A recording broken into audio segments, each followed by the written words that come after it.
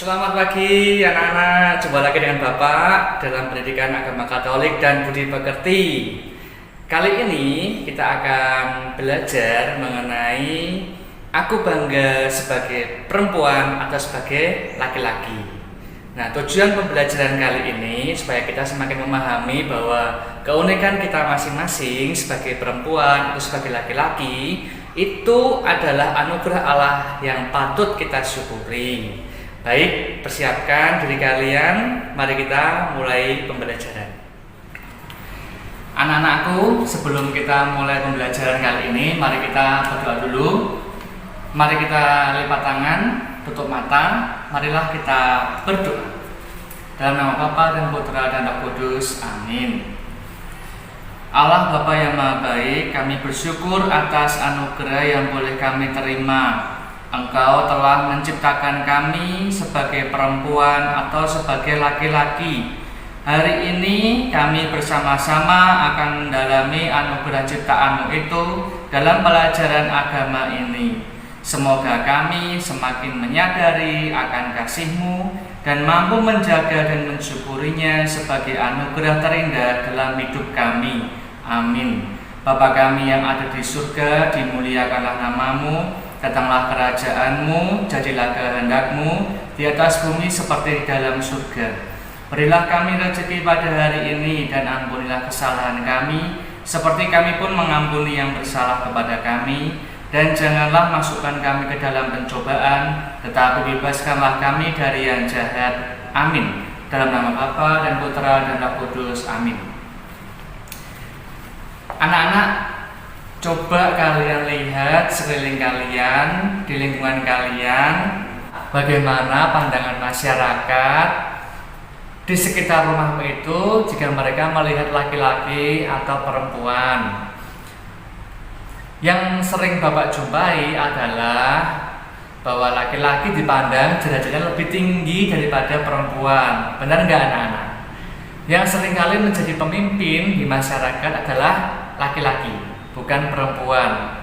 Nah, karena laki-laki dianggap lebih kuat, lebih jantan, lebih perkasa, sedangkan perempuan dianggap lebih lemah atau lebih lembut atau keibuan dan lain sebagainya.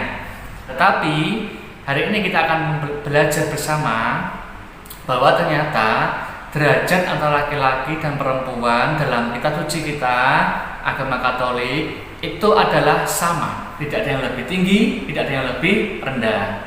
Maka mari kita simak bacaan kitab suci dari kitab Kejadian bab 2 ayat 15 sampai dengan 25. Tuhan Allah mengambil manusia itu dan menempatkannya dalam Taman Eden untuk mengusahakan dan memelihara taman itu. Lalu Tuhan Allah memberi perintah ini kepada manusia. Semua pohon dalam taman ini boleh kau makan buahnya dengan bebas, tetapi pohon pengetahuan tentang yang baik dan yang jahat itu janganlah kau makan buahnya, sebab pada hari engkau memakannya pastilah engkau mati. Tuhan Allah berfirman, tidak baik kalau manusia itu seorang diri saja. Aku akan menjadikan penolong baginya yang sepadan dengan dia. Lalu Tuhan Allah membentuk dari tanah segala binatang hutan dan segala burung di udara. Dibawanyalah semuanya kepada manusia itu untuk melihat bagaimana ia menamainya. Dan seperti nama yang diberikan manusia itu kepada tiap-tiap makhluk yang hidup, demikianlah nanti nama makhluk itu. Manusia itu memberi nama kepada segala ternak, kepada burung-burung di udara, dan kepada segala binatang hutan. Tetapi baginya sendiri ia tidak menjumpai penolong yang sepadan dengan dia. Lalu Tuhan Allah membuat manusia itu tidur nyenyak. Ketika ia tidur, Tuhan Allah mengambil salah satu rusuk daripadanya, lalu menutup tempat itu dengan daging. Dan dari rusuk yang diambil Tuhan Allah dari manusia itu, dibangunnyalah seorang perempuan. Lalu dibawanyalah kepada manusia itu. Lalu berkatalah manusia itu, inilah dia. tulang dari tulangku dan daging dari dagingku. Ia akan dinamai perempuan, sebab ia diambil dari laki-laki. Sebab itu seorang laki-laki akan meninggalkan ayahnya dan ibunya dan bersatu dengan istrinya, sehingga keduanya menjadi satu daging. Mereka keduanya telanjang, manusia dan istrinya itu, tetapi mereka tidak malu. Demikianlah sabda Tuhan, syukur kepada Allah. Sudah mengerti ya anak-anak bahwa dalam kitab suci kita dinyatakan bahwa laki-laki dan perempuan itu sepadan, tidak ada yang lebih tinggi derajatnya. Di hadapan Allah semuanya sama, baik laki-laki maupun perempuan. Tentu masing-masing punya keunikan sendiri anak-anak. Misalkan laki-laki dia kuat, perkasa, jantan. Lalu kalau perempuan dia keibuan, dia lemah lembut, dia penuh kasih sayang dan sebagainya. Nah, ciri-ciri kodrati, ciri-ciri yang khas tidak dapat tergantikan, baik itu di laki-laki maupun perempuan. Apa aja anak-anak? Ciri-ciri kodrati itu adalah satu, dari laki-laki dia memiliki ini apa? Jakun, perempuan tidak punya. Kalau perempuan, ciri kodratinya adalah nanti ketika dewasa perempuan bisa hamil, kemudian bisa melahirkan, bahkan bisa menyusui. Laki-laki tidak bisa. Bapak tekankan di sini, perbedaan dan ciri kodrati itu bukanlah sesuatu yang harus dipertentangkan, karena Tuhan Allah menciptakan kita sebagai laki-laki dan perempuan itu untuk saling melengkapi. Meskipun laki-laki atau perempuan, manusia adalah citra Allah.